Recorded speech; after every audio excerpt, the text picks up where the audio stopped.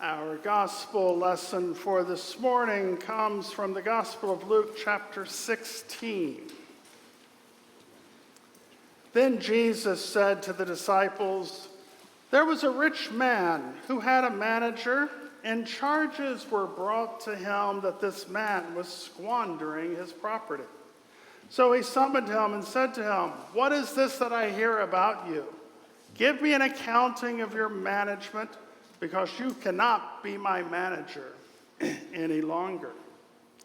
Then the manager said to himself, 'What will I do now that my master is taking the position away from me? I am not strong enough to dig, and I am ashamed to beg.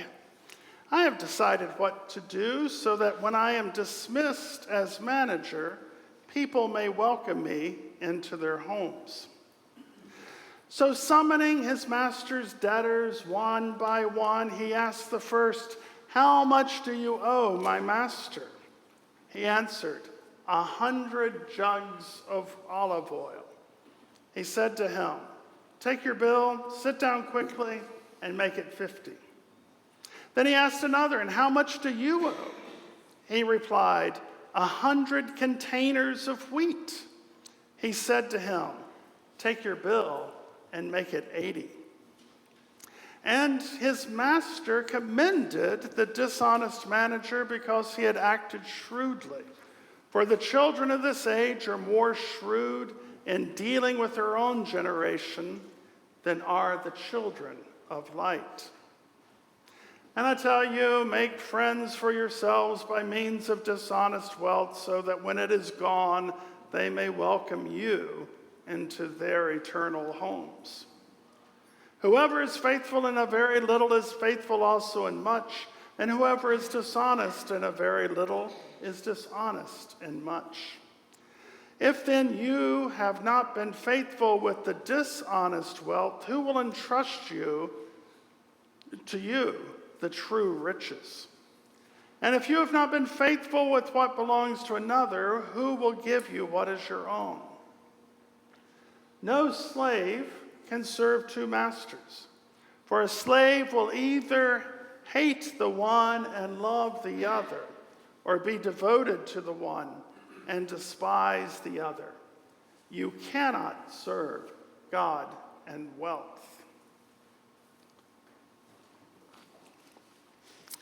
Let me start by confessing that since I started reading as a boy, I have loved mystery and detective stories, especially English ones like Sherlock Holmes. Even had the pleasure of seeing our own Karen Bell Chandler acting in a murder mystery this weekend. I also really like watching detective shows, especially the ones that are clever and not grisly. So over the summer, Julie and I watched an English show about two detectives named Shakespeare and Hathaway, which takes place in Stratford-upon-Avon. And there was one episode, though, about a man who had amnesia. Eventually, the detectives figure out that he was actually a billionaire who had been pushed out of the window of the luxury hotel he owned, but he survived the fall. Unfortunately, the fall caused amnesia. Like the owner in our parable, the billionaire owner paid someone else to manage his hotel. And the hotel was thriving under her supervision because she was treating the workers with respect and paying them well and helping them when they were in trouble. And guests appreciated the service, and actually revenues were up in the hotel. But the only way the manager was able to pay the staff more was by paying them under the table. She was embezzling from the owner to pay the staff. Or as our passage for this morning put it, the manager was squandering the owner's possessions. And when he found out he was going to fire her, like the manager in our parable, this would have ruined her life. But then one of the employees pushed the owner out of the window because he was harassing one of the female workers. He lost his memory, and while trying to regain his memory, the billionaire discovered how much people hated and feared him. He also saw that the hotel was doing much better with this manager in charge and how wisely she was handling things. The staff were happy and productive, the guests appreciated it, and all was good. Now, of course, since this is a TV show, it had a happy ending. The billionaire commended his manager for her wisdom and did not press charges against her. So this TV show came to mind this week as I was pondering our very difficult gospel lesson. This is another one of those parables of Jesus that give us trouble. So if you were having trouble making sense of it as I was reading, I want you to know you're not alone. This parable has baffled some of the brilliant theologians in the history of the church. Now, unlike Aesop's fables, which always end with a pithy moral, such as slow and steady wins the race, parables make us think. And this one is particularly challenging because it seems to encourage us to be dishonest. And we may ask, is there really a moral to this story at all? Well, as Jenny pointed out last week, preachers often make the mistake of assuming that one of the characters in a parable is God. In this case, that God is the estate manager. It's also a mistake to treat parables like allegories in which everything in the story represents something spiritual. I read a few cases where people tried to do this with this parable, and it's just a mess when they do. Sometimes an estate manager is just an estate manager.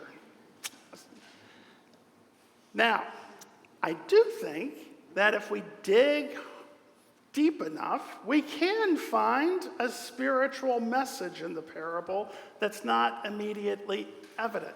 So we have to be kind of like detectives in a TV show as we go through this. So let's start with different interpretations that may lead us astray, in my opinion. Many biblical scholars have argued that the manager in this parable was indeed fundamentally dishonest. And when he reduced the amount the debtors owed, he was cheating his master in an effort to please the debtors. This seems like a straightforward reading of the text.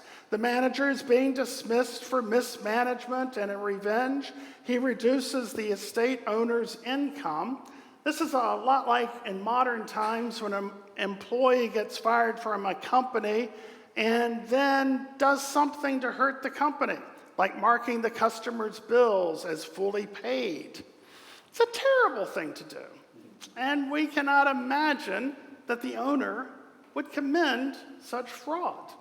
This should be compounding problems upon problems.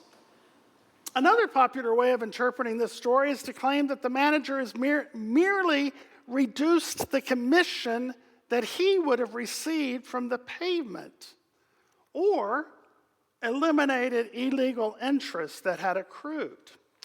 So many sermons have been preached about the manager actually being sacrificial. And it's this self-sacrifice that the owner commends.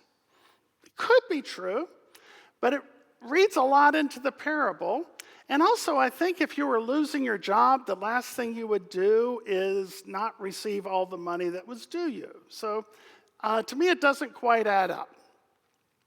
Now, in my Bible, the title of this passage is The Shrewd Manager, which colors the way we read it. And many English translations say the manager acted shrewdly, which implies that he was deceptive, selfish, but clever. Shrewd executives find hidden loopholes in contracts to cheat their customers or avoid their taxes. In movies, The Wolf of Wall Street or Gordon Gekko were shrewd. And many people read this parable as a story of a shrewd manager who manipulates the situation to avoid paying consequences. Some scholars argue this is a trickster tale, where a weaker person outfoxes a more powerful person. And we do have trickster tales in the Bible, such as the story of Jacob, who outwitted his brother and uncle and everyone else except God. So that may be what the story is about, but translation's a tricky business, and words have various meanings. The Greek word translated shrewdly here is phronimos. I know you are going to write that down and check it out later.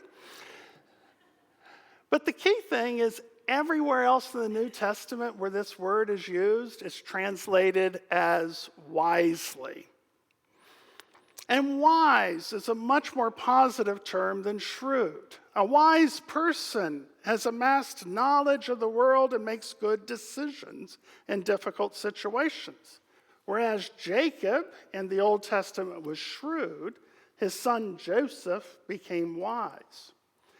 So, it sounds a little different if this is the parable about a wise manager whose wisdom is commended by his master. So I'm going to propose a different way of reading the story, and I'll warn you up front, I didn't find a single scholar who agrees with me. So it may be completely wrong, but I think it's an intriguing possibility. First, we shouldn't assume that the debts owed to the wealthy man were to repay loans. Who would repay a loan with olive oil or wheat? It makes more sense to sell your crop and pay the loan in cash. But if you were a farmer whose farmlands were part of a wealthy man's estate, then you would be obliged to pay your rent to the owner by giving him a set amount of your harvest. This type of tenant farming continued into modern times. Here in North Carolina, after the Civil War, for instance, we called this sharecropping. Freed slaves worked old plantation fields and shared their crop with the landowner. The fundamental idea throughout history was there in Jesus' day. If I own the land that you live on and labor on, you owe me what you grow. The system worked for businesses as well. If I own an olive press that you need to process your olives into oil, you pay me out of olive oil. So, the owner in our story had lands he did not farm himself. He was so wealthy he didn't even manage his affairs. He had a slave or a servant to do that. And the manager was supposed to maximize profits, which meant squeezing the farmers for as much as he could get. We're told that the man who harvested and processed olives into oil had to pay about 800 gallons of olive oil. That's what he owed. In Italy today, that is over $50,000. And it's a lot cheaper to make olive oil today than in those days. In Jesus' day, this was enough money to pay the salary of 5 people for a full year. That's a big debt. And similarly with the wheat and others. So, let's take a fresh look at the parable. Someone had accused the manager of squandering his master's wealth. We don't know if it's a true accusation or not, but what does that mean? How could the manager have squandered money? Maybe he was living large off profits that belonged to his master, like an executive lining their pockets rather than focusing on the company's best interest. But it may be that the owner of the estate learned that the manager was not doing enough to collect the debts that his clients owed him. Rather than impoverishing farmers by taking every gallon of oil or bushel of wheat they had, maybe the manager was letting them benefit from the fruits of their labor and not living in poverty.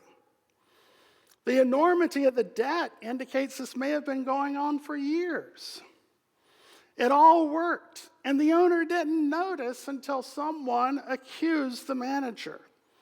And the owner demanded an explanation, and the wise manager fixed the accounts to the benefit of the people that owed the manager money.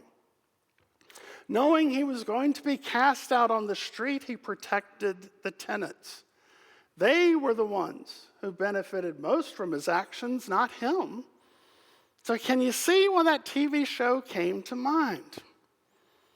Now, the shocking twist in this story is that when the owner finds out what the manager did, he commended him. Rather than being angry, he came to recognize the wisdom of what the manager was doing. And it appears the manager kept his job and all ended well. The wise manager showed the wealthy estate owner he didn't need to demand so much from his tenants. He was wealthy and was still wealthy and would get wealthier still.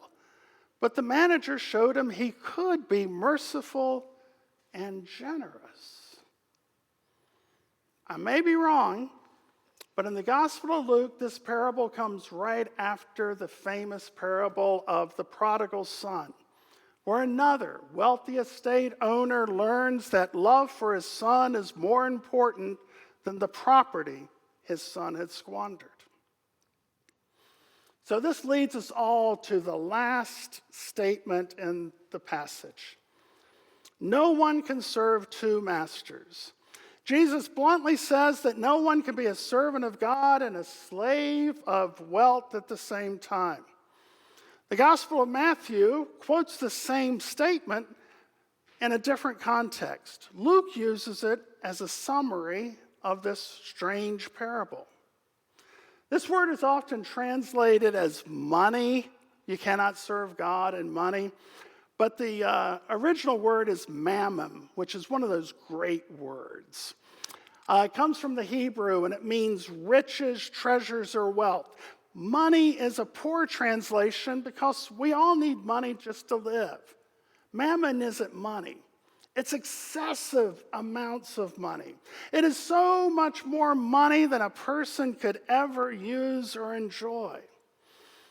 Sometimes this is translated as greed. Jesus is talking about the danger of being a slave to greed or wealth. He knew, as we know today, that people with lots of possessions, power, and property often spend their time trying to amass more possessions, power, and property. They're like the dragon Smaug in The Hobbit, who sits on his fabulous hoard of gold and jewels and thinks of nothing else all day but his wealth and the need to protect it. Rather than serving God and using their resources to bring justice or improve the lives of others, they only try to increase the size of their hoard. When Jesus says that you cannot serve God and mammon, he was not condemning people for making wise decisions about money or saving for retirement. Jesus was telling us something profound but simple. If all you care about is your wealth, your status, your property, and your power, you will not care about anything or anyone else. But if you serve God, you will live wisely and generously. This is the question for all of us today. Do we serve God or mammon? Will we be wise or selfish? Amen.